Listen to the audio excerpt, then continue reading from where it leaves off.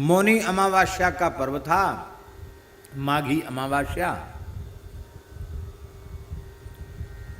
और सब गंगा जी में नहा नहा के आ रहे थे। पार्वती जी ने शंकर जी से कहा, बड़े भाग्यशाली लोग हैं, आज इस महान पर्व पर मौनी अमावस्या, वो भी सोमवती अमावस्या, बहुत ठंड पड़ रही, फिर भी लोग गंगा जी में गोता लगाए जा रहे हैं।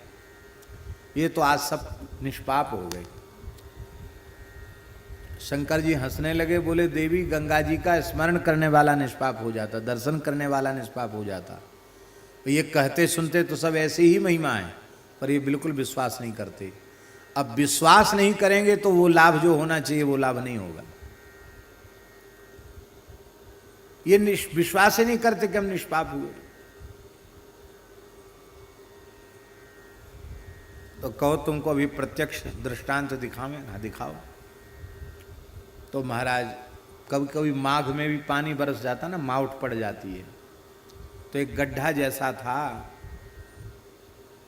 उसमें पानी भरा था, भयंकर कोहरा, ठंड पड़ रही थी, और भगवान शिव एक वृद्ध ब्राह्मण के रूप में उसमें ऐसे ऐसे ठिठर रहे थे, हा हा हा हा हा हा हा, कोई बचाओ बचाओ बचाओ बचाओ, मरा, ऐसे कर रहे थे। अब ये देख के कौन नहीं जाएगा।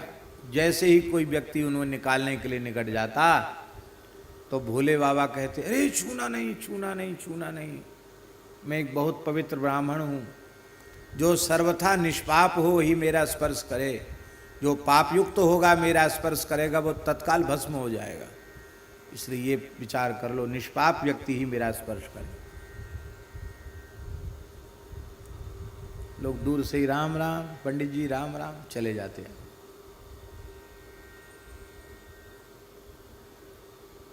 अब सूर्यास्त होने का अवसर आया। शंकर जी ने कहा, देखो पार्वती, कोई निष्पाप हुए गंगा जी नहाने से? इन्हें विश्वास ही नहीं है कि गंगा जी में नहाने के बाद पाप रहता ही नहीं। तब तक एक युवा व्यक्ति आया, सीधा साधा था, लेकिन उसको विश्वास था गंगा जी की महिमा में।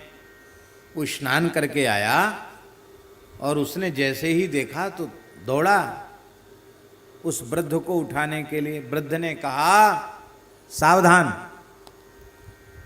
यदि तुम सर्वथा निष्पाप हो तो ही मेरा स्पर्श करना, नहीं तो तत्काल जलकर भस्म हो जाओगे। मैं ऐसा तपोधन ब्राह्मण हूं। उस युवक ने हंसते हुए कहा, भगवन, आप विचित्र बात बोल रहे हैं। अभी अभी गंगा स्नान करके आ रहा हूं, शरीर हमारा गीला है, केसों से भी गंगा जी का जल टपक रहा है, और मैं राम राम राम राम राम राम बोलता हुआ आ रहा हूं, फिर भी मेरे भीतर पाप रह गया। तो गंगा जी स्नान से और राम नाम लेने से भी पाप दूर नहीं हुए? आपको इतना भी विश्वास नहीं है? वृद्ध रूपधारी भगवान शिव बोले कि तुम्हारा विश्वास पूर्ण हो तो उठा सकते हो। जैसे ही उस युवा ने उस पानी से, वर्षा के जल से भरे हुए गड्ढे में प्रवेश करके उस वृद्ध को उठाया, तो उठाते समय तो लगा कि हम किसी बूढ़े को उठा रहे हैं, और जैसे ही उठाया तो क्या देखते हैं, साक्षात कर्पूर गौर विग्रह भूत भावन भगवान विश्वनाथ भोलेनाथ, साक्षात भगवान शिव को उठा रहा है। शिव जी का दर्शन करके निहाल हो गया। शंकर जी ने हृदय से लगाया और बोले, तुम अब जीवन मुक्त हो। बोलो भक्तवत्सल भगवान की जय। यह है विश्वास। इसलिए बिनु विश्वास भगत नहीं, तही बिन द्रवही न राम, राम कृपा बिन सपने हूँ, जीवन लह विश्राम। तिलक की महिमा में विश्वास करो, तुलसी की महिमा में विश्वास करो, हरिनाम में विश्वास करो, भगवत प्रसाद में विश्वास करो, भगवत चरणामृत में विश्वास करो, धाम में विश्वास करो, गुरु महिमा संत महिमा में विश्वास करो, गोवंश की महिमा में विश्वास करो। वेदादि शास्त्रों में गो माता की जो महिमा लिखी है वह कल्पना से कल्पित नहीं है। वो केवल सेवा की प्रवृत्ति जगाने के लिए बढ़ा चढ़ा के कह दी गई हो, ऐसा नहीं है। जो महिमा लिखी है वो तो कम है, इससे भी अनंत गुणित महिमा है, ऐसा हमें स्वीकार करना चाहिए। एक पंडित जी थे, बड़े भोले थे।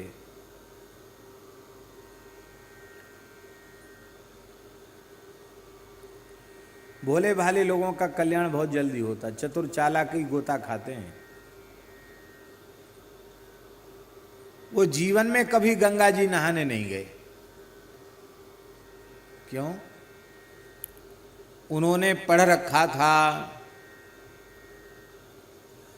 न गंगा जी का नाम लेते, न गंगा जी में दर्शन करने गए, न गंगा जी में गोता लगाया।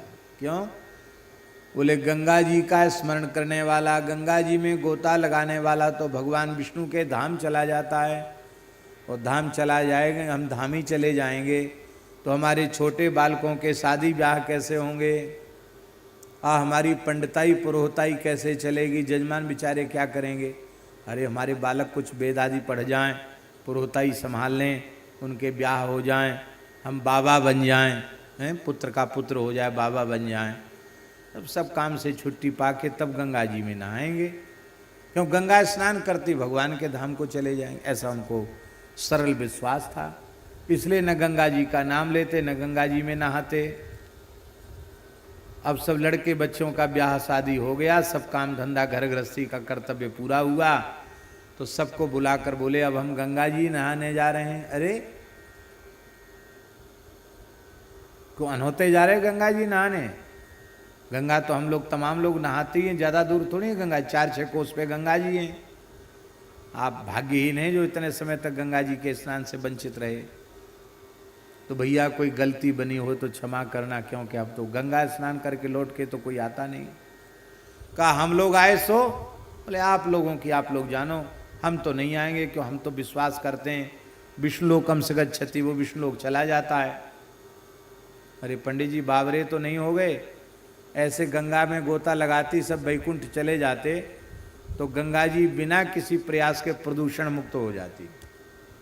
लोग नहाते नहीं गंगा जी में, डर के मारे नहीं नहाते, नहाते चले जाएंगे वैकुंठ। वैकुंठ प्रिय नहीं है, जीवन प्रिय है, ऐसे लोग हैं संसार के। सबकी बात नहीं कह रहे, शरीर संसार से जिनकी प्रीति है ऐसे लोग, भोगी विषयी प्रकृति के लोग।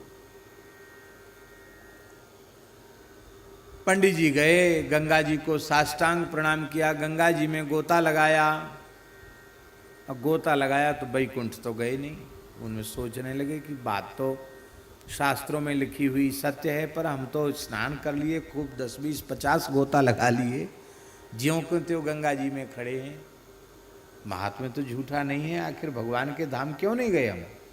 सोच ही रहे थे तब तक नारायण नारायण नारायण बीणा बजाते हुए नारद जी दिखाई पड़े। ओह ये तो नारद जी लगते हैं। प्रणाम किया, भगवान आप देवर्षि नारद हैं? हाँ हाँ पंडित जी हम देवर्षि नारद हैं। कैसे खड़े हो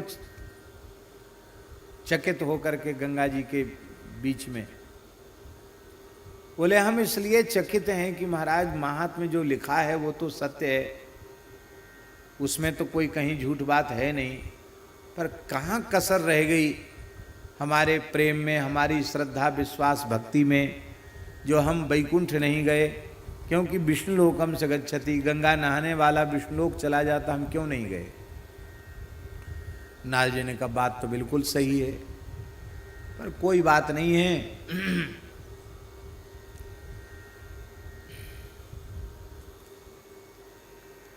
हमारे पिताजी ने भगवान के चरण धोए थे, वही गंगा जी हुई। उनके कमंडल में गंगा जी का प्रथम प्राकट्य हुआ था। तो गंगा जी की महिमा ब्रह्मा जी ठीक से जानते, हमारे पिताजी उनके पास चल के पूछते हैं, ले चलो आप जहाँ ले चलो। महाराज जी बिना मरे पंडित जी सदेह ब्रह्मलोक पहुंच गए। नारद जी तो कहीं भी ले जा सकते हैं, ब्रह्मलोक पहुंच गए। ब्रह्मा जी से कहा महाराज ये ब्राह्मण देवता हैं, कहते शास्त्र में लिखी बात तो सत्य है, पर हम वैकुंठ क्यों नहीं गए? गंगा जी की महिमा बताओ। ब्रह्मा जी बोले हमने चरण धोया, गंगा जी प्रकट भई कमंडल में विराजी और जीव जगत के कल्याण के लिए धरती पर त्रिभुवन पावनी के रूप में पधारी। ये सब ठीक है, लेकिन गंगा जी की इतनी महिमा है कि हमने धोया, कमंडल में रखा जरूर, पर महिमा तो हम भी ठीक ठीक नहीं वर्णन कर सकते। क्या वर्णन करें गंगा जी की महिमा, तो अनंत है, हम समाधान नहीं कर सकते। ये समाधान तो कोई ऐसा ही कर सकता है जो गंगा जी का निरंतर सेवन करता हो। निरंतर सेवन करने वाला कौन है गंगा जी?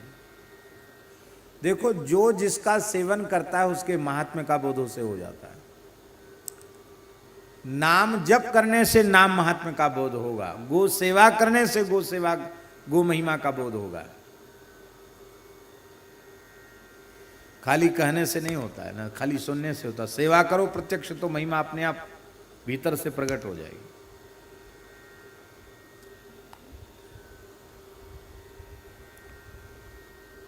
तो निरंतर गंगा जी का सेवन करने वाले तो शंकर जी हैं कि उन जटाओं से गंगा जी झरती रहती हैं, तो निरंतर गंगा जी उनके शीश पर ही विराजती है। तो ब्रह्मा जी, नारद जी और वो ब्राह्मण देवता शिवलोक चले गए। शंकर जी से पूछा, शंकर जी ने कही भगवत चरणामृत है, इसको हम मस्तक पर धारण तो करते हैं, पर पंडित जी का समाधान तो हम नहीं कर सकते, वैकुंठ क्यों नहीं गए? क्योंकि गंगा जी की महिमा तो अनंत है, मैं पांचों मुखों से लगातार वर्णन करूं तो भी पार नहीं पा सकता। ये बात तो भगवान से ही पूछना चाहिए, क्योंकि आखिर में मूल में है तो भगवान के चरणों का ही जल। तो जिनके चरणों से गंगा जी प्रकट भई हैं उनसे चलकर पूछ लें। ब्राह्मण देवता को लेकर के वैकुंठ चले गए, शंकर जी, ब्रह्मा जी, नारद जी और पंडित जी। अरे आज तो सबने बड़ी कृपा करी है, नारद जी आए, ब्रह्मा जी आए, शंकर जी आए, और एक नया एक और महानुभाव आया आपके संग में। क्या बात है, सारी बात बताई। भगवान बोले हम बाद में बोलेंगे, इन पंडित जी को लेके आओ, हमारी गोद में बिठा दो पहले। एक हाथ ब्रह्मा जी ने पकड़ा, एक हाथ शंकर जी ने पकड़ा, पीछे से सहारा दिया नारद जी ने, और तीनों ने मिलकर उस ब्राह्मण को भगवान की गोद में बिठा दिया। बोले अब बताइए। भगवान जोर से हंसे, बोले बताएं क्या? बिना मरे वैकुंठ आ गया, आपका नारद जी का दर्शन हो गया, ब्रह्मा जी का दर्शन हो गया, शिव जी का दर्शन हो गया, और मेरी गोद में बैठ गया, और यहाँ आने के बाद जीव लौट करके फिर जाता नहीं है। अब क्या पूछना बाकी रह गया कि विष्णु लोकम स गच्छति, यहाँ तक आ गया कि नहीं आ गया? विश्वास बहुत आवश्यक है। विश्वास, आप जो विश्वास कर लोगे वो सिद्धि तत्काल आपको हो जाएगी। कबीर जी का है, कहत कबीर सुनो भाई साधो, मैं तो हूं विश्वास में, है ना। मोको कहां ढूंढे रे बंदे, मैं तो हूं तेरे पास में। भगवान विश्वास में है।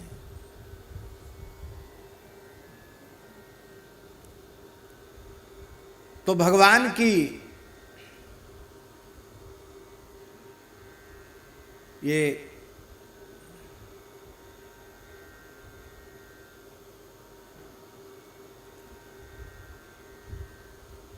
नमस्कार के ऊपर ये बात आ गई।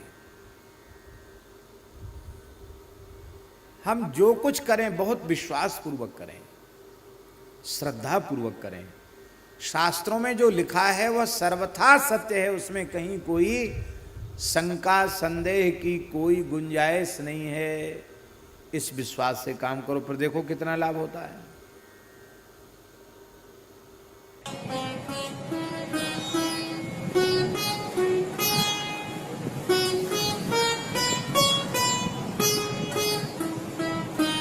श्री सीताराम। प्रतिदिन सत्संग एवं दर्शन के लिए श्री महाराज जी के ऑफिशियल चैनल को जरूर सब्सक्राइब करें।